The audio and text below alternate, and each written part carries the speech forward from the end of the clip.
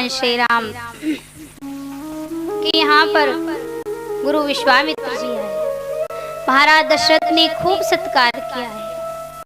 अब आने का कारण पूछा है, ऋषिवर कैसे आना हुआ, किस कारण से आना हुआ।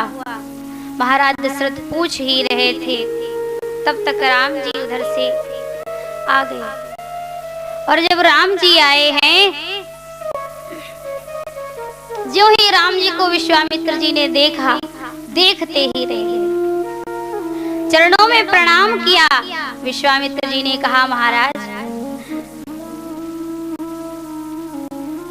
दशरथ ने कहा, ऋषिवर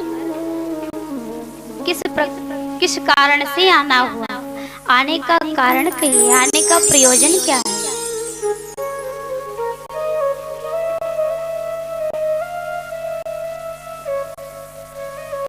किस कारण से आना हुआ।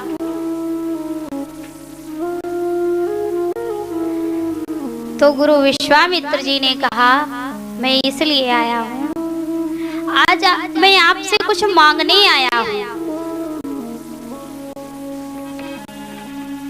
महाराज दशरथ ने कहा, कहिए गुरुवर, आपको क्या चाहिए।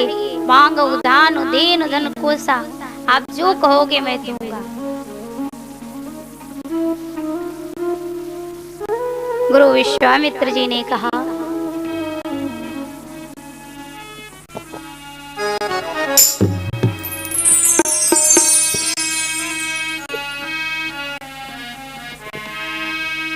मेरी हर परीक्षा का परिणाम दे दो, मेरी हर परीक्षा का परिणाम दे दो।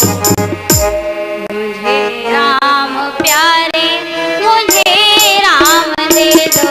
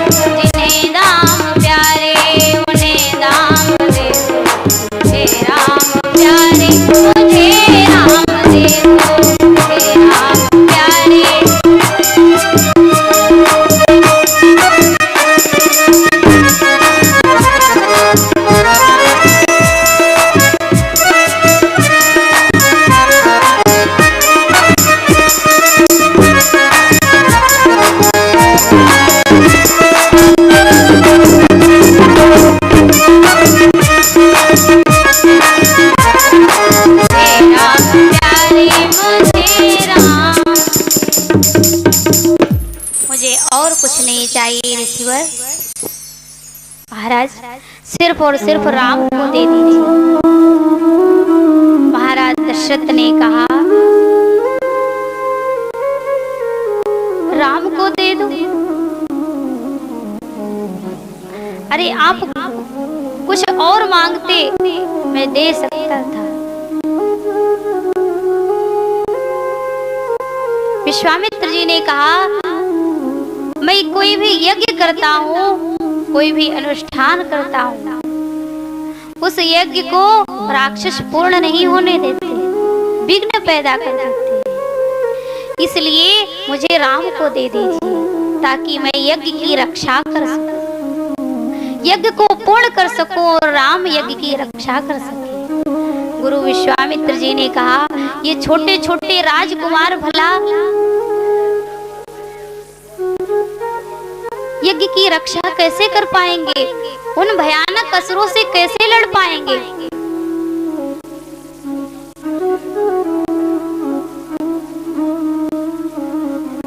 कहिए तो मैं आपके साथ चलता हूँ, हम अपनी समस्त सेना को लेकर के चलेंगे।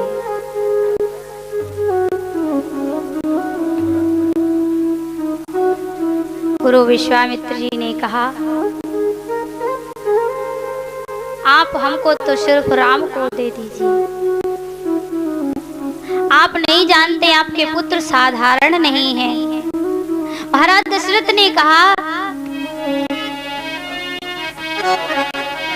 सब सुत प्रिय मोहि प्राण की नाई,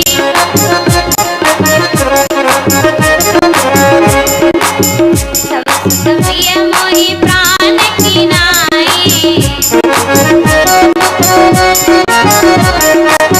राम देत नहीं बनहि गोसाई।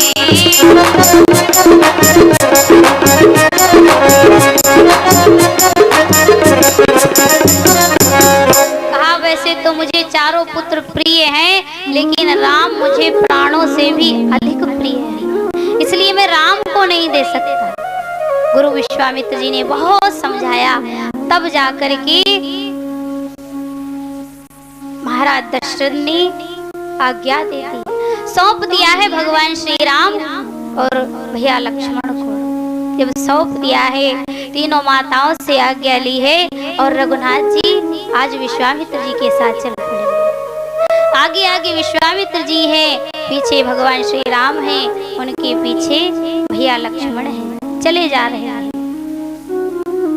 अपूर्व झांकी है भगवान की। विश्वामित्र जी कहते हैं, राम, हमारे आश्रम में जाने के दो मार्ग हैं। एक मार्ग है 3 घंटे का और एक मार्ग है 3 दिन का। राम, जो 3 घंटे का मार्ग है उसमें ताड़का नाम की राक्षसी रहती है।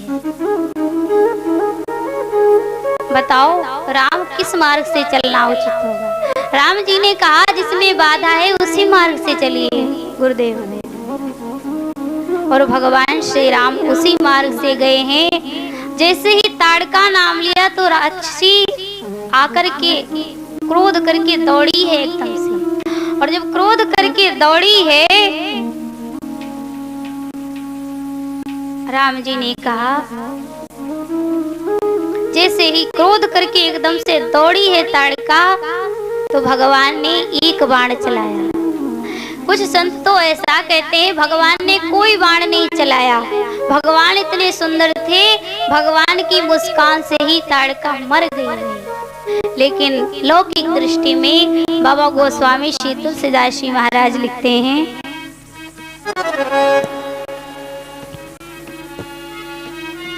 हे कही बाण प्राण हरि लीना,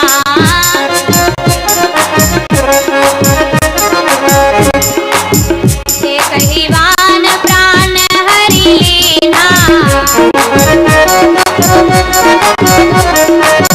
दीन जानिते ही निज पद दीना।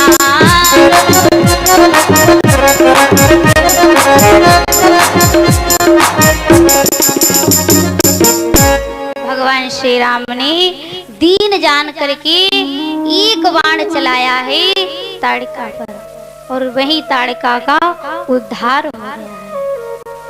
अब विश्वामित्र जी के आश्रम में आए हैं, गुरु जी ने यज्ञ करना प्रारंभ किया।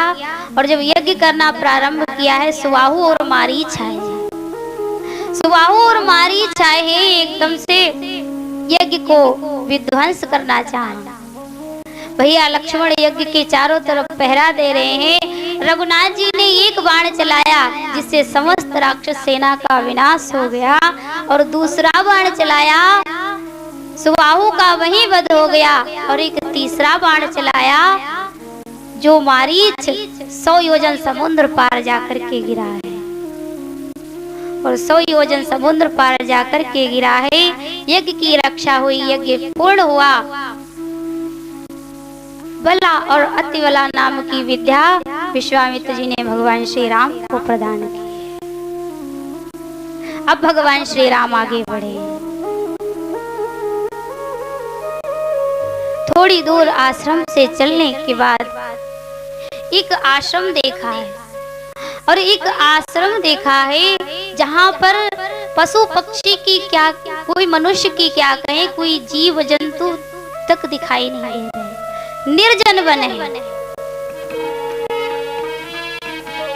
आश्रम एक दिखि मांग माही, खग मृग जीव जंतु ताहनाही।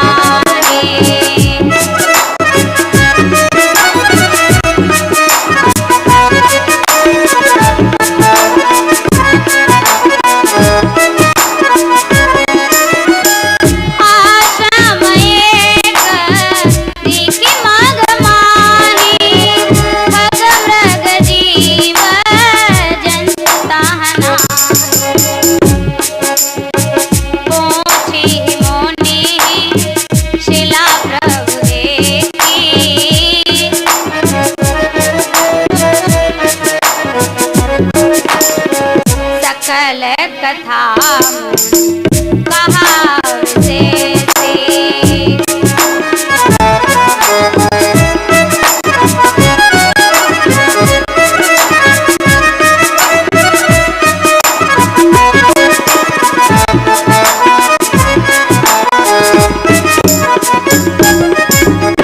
इस आश्रम में साधु संत की क्या कहें, कोई पशु पक्षी तक अपना स्थान छोड़ दिए। अहिल्या वहीं पत्थर बनी पड़ी है, और जिसे कोई नहीं पूछता है, आज रघुनाथ जी ने पूछ लिया, गुरुदेव ये शिला कैसी है महर्षि? तो विश्वामित्र जी ने कहा, महर्षि गौतम सप्त ऋषियों में से एक ऋषि हुए हैं। पुराणों में ऐसी कथा आती है कि सर्वप्रथम ब्रह्मा जी की इच्छा हुई एक स्त्री निर्माण करने की। उन्होंने समस्त संसार से सौंदर्य को उठा करके अभूतपूर्व एक स्त्री का निर्माण कर दिया। अब नाम रख दिया अहिल्या। अहिल्या जी इतनी सुंदर हैं कि पूरा संसार उनको पाने के लिए लालायित है।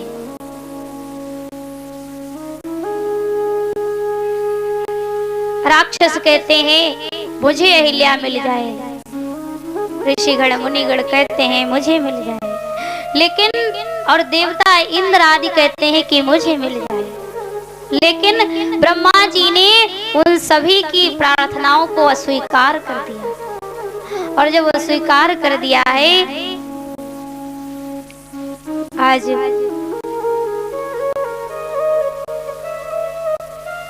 अहिल्या जी को धरोहर के रूप में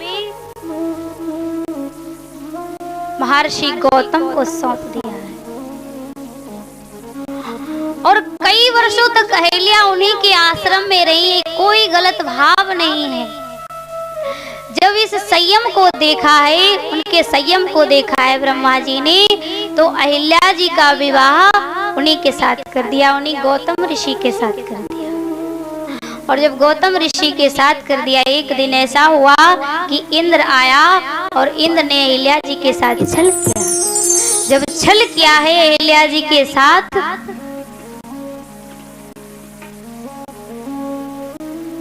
तो गौतम ऋषि आए। गौतम ऋषि ने श्राप दे दिया, इंद्र को श्राप दे दिया कि जाओ, तुम्हें अपनी सत्ता का बड़ा अभिमान है, जाओ, तुम्हारी सत्ता जो है वो स्थायी नहीं रहेगी और तुम अपने कर्मों का फल पृथ्वी पर भोगोगे। और अहिल्या जी को श्राप दे दिया कि जाओ, तुम पत्थर की हो जाओ, पाषाण हो जाओ। अब तो अहिल्या जी को जब श्राप मिल गया है, आज विश्वामित्र जी वही कथा को सुना रहे हैं, कह रहे हैं ये वही अहिल्या हैं जिनको श्राप लगा है। गौतम नारी श्राप बस उपल देह धरि धीर, चरण चरण कमल रज चाहती कृपा करहु। प्रभु ये वही गौतम ऋषि की पत्नी अहिल्या है, आपके चरणों की रज चाहती है प्रभु।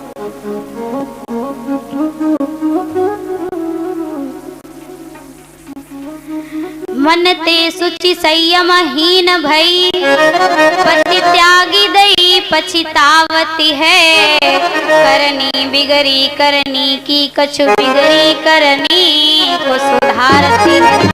तन ते मुनिति शिलासी भई, मन ते नहीं आन निहारती है।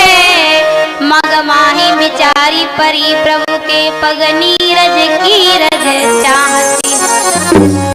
दुनिया में जिसको कोई स्वीकार नहीं करता उसे मेरे रघुनाथ जी स्वीकार करते।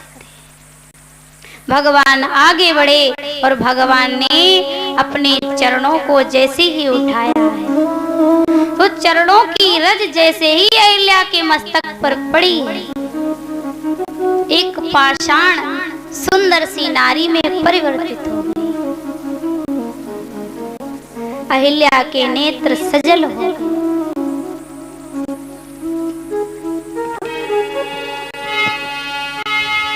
और भगवान की स्तुति करने लगी।